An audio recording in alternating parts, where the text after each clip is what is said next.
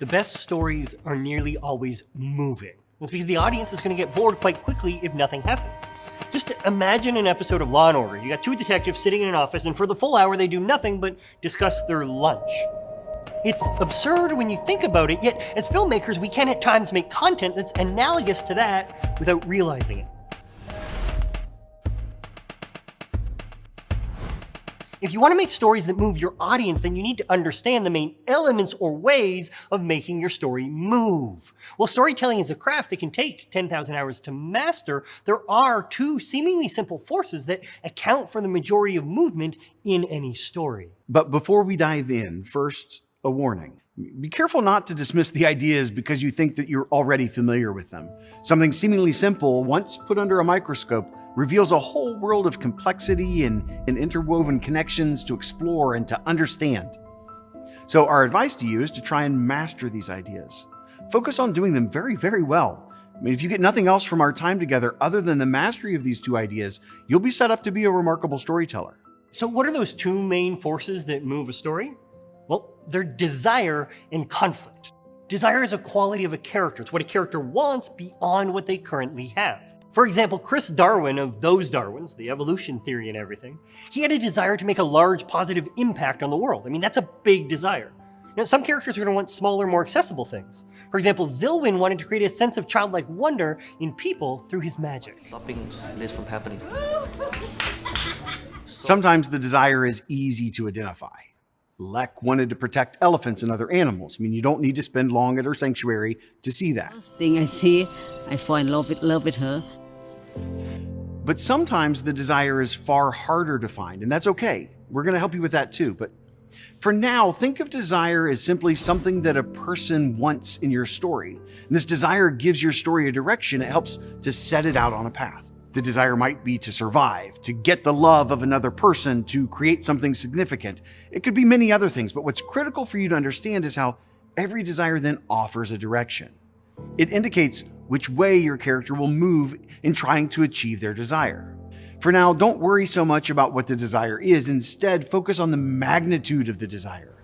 The more your character wants something, the more your audience will want it as well. I've got an 8-year-old nephew who's just obsessed with Mario right now. Despite having bedsheets and pajamas and costumes and dolls and dozens of Mario games, all he wanted for the holidays was the new Mario game. I mean, he wanted it so bad that I was excited to get it for him, and I loved every minute of seeing him open it and then play the game.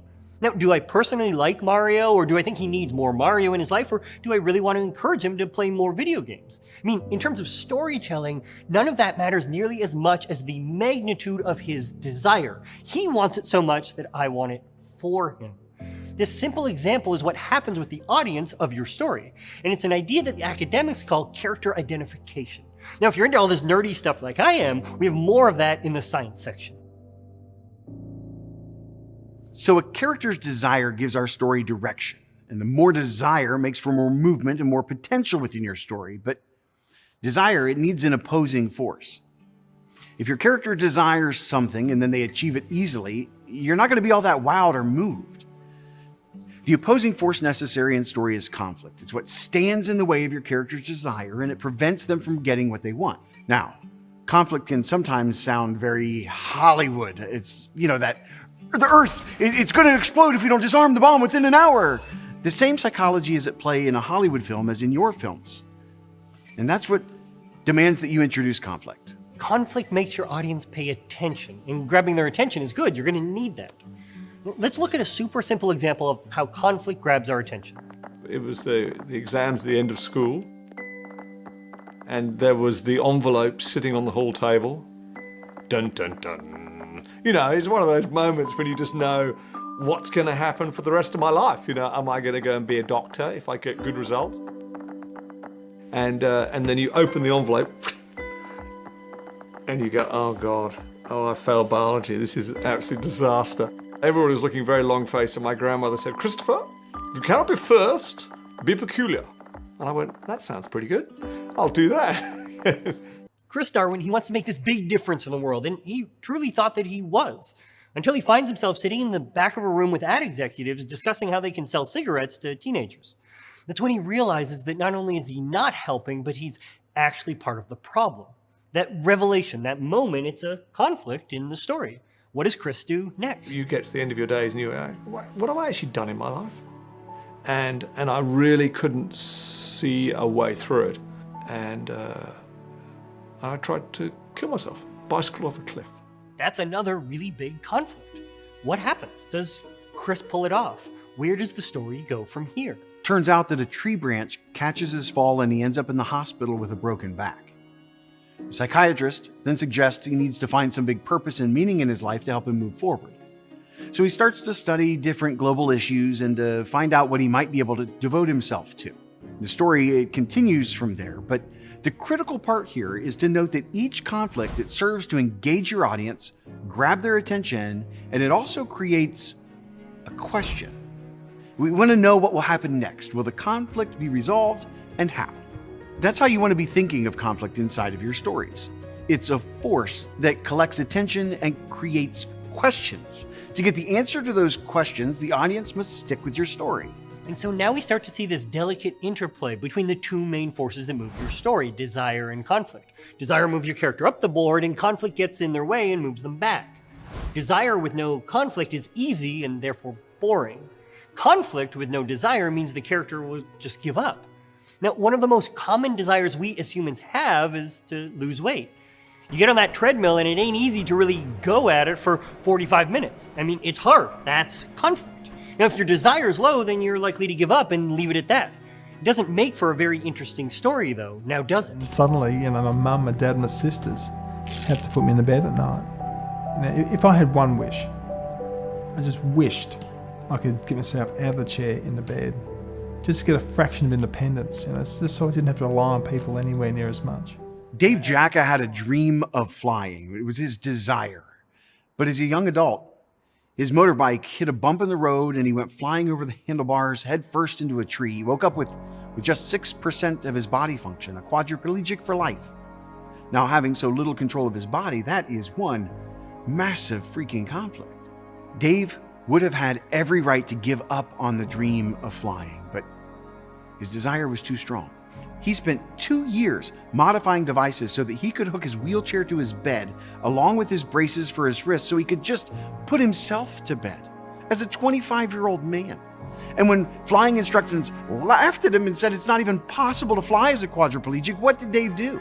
He spent 9 years getting an engineering degree, modifying a small plane so that a breathing tube could activate something like a throttle, and Dave became the world's first quadriplegic to fly entirely solo around Australia, a flight that took him days. The man you're about to meet is a true inspiration. 44-year-old Dave Jacka is aiming to be the first quadriplegic to fly solo around Australia. You don't really picture the person you're going to be with forever as being in a wheelchair. David is the toughest, the most capable person I've ever met. For me, it's freedom. My disability isn't there anymore. What do you get when you pair a massive conflict like quadriplegia with an even bigger desire to fly? Well, you're getting somebody who does keynotes around the world and recently released a book on his story. Or said more simply, you get a remarkable story. Now, what we need to keep paying attention to here is that interplay between conflict and desire.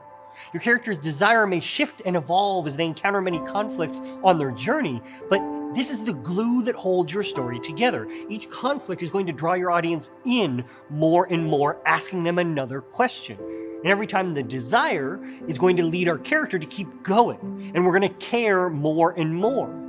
We continue wanting it for them. This back and forth of desire and conflict is what can lead to such an emotional release at the end of an amazing film. We get to witness how hard somebody worked to achieve something, and in doing so, we gain a deep connection because of how badly they wanted it. Inside this course, we'll help you figure out what each character's desire is, and we'll help you identify potential conflicts. And it doesn't matter if you do commercial work or documentary, wedding films, nonprofit films, any other kind of story.